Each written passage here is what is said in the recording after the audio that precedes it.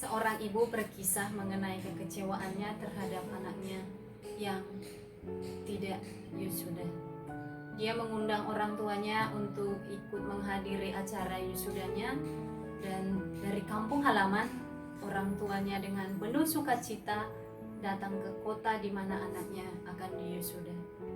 Nah, singkat cerita, ketika mengikuti acara wisuda, ternyata nama si anak tidak dipanggil hingga acara wisuda berakhir.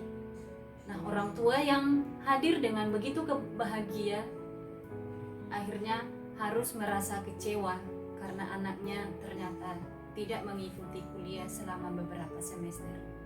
Nah, kekecewaan orang tua itu kenapa anaknya sampai tega mengundang orang tuanya menghadiri acara wisuda yang sebenarnya dia tidak kuliah.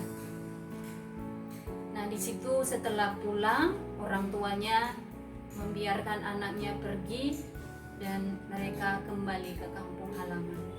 Dalam salah satu puisi Djoko Pinurbo yang berjudul Aku Merindumu Memberi Segelas. Aku merindumu memberi segelas air di tengah hari yang panas. Aku merindumu memberi sepiring nasi di saat aku lapar.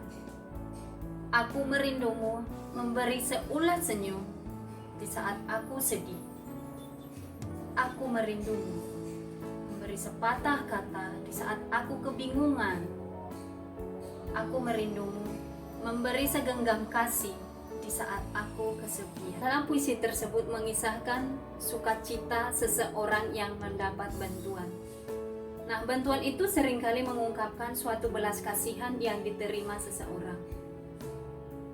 Di saat seseorang membutuhkan segelas air, ada orang yang berbelas kasihan untuk memberikan air tersebut. Nah, puisi ini dapat dimaknai sebagai gambaran belas kasih Allah. Allah selalu memberi pertolongan kepada umatnya di saat mereka sangat membutuhkan.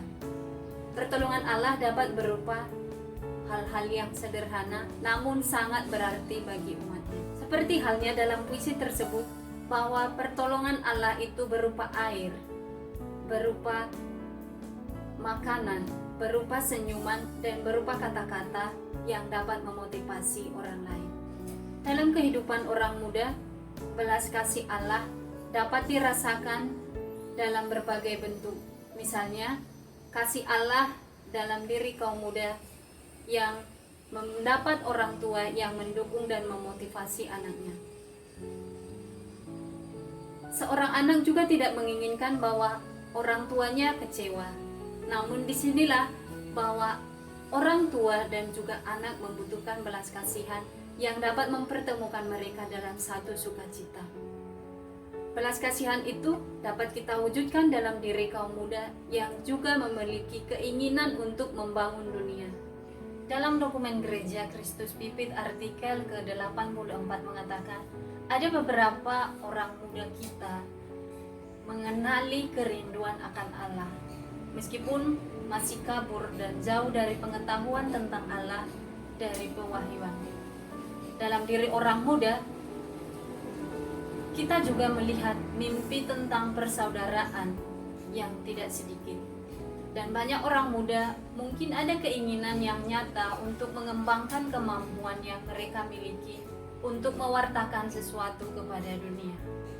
Dalam Injil Yohanes bab 13 ayat 34 sampai dengan 35 dikatakan, Aku memberikan perintah baru kepadamu, yaitu supaya kamu saling mengasihi, sama seperti aku telah mengasihi kamu.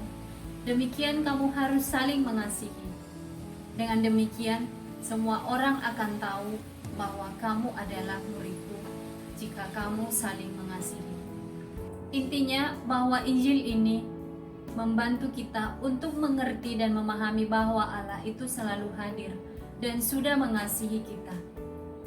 Kasih ini merupakan belas kasih Allah yang tak terhingga dalam diri kita. Dan belas kasih Allah itu akan kita terima dalam perjalanan panggilan kita, perjalanan kehidupan kita dalam mencapai cita-cita. Maka kita mengasihi orang lain, terutama mereka yang dekat dengan kita.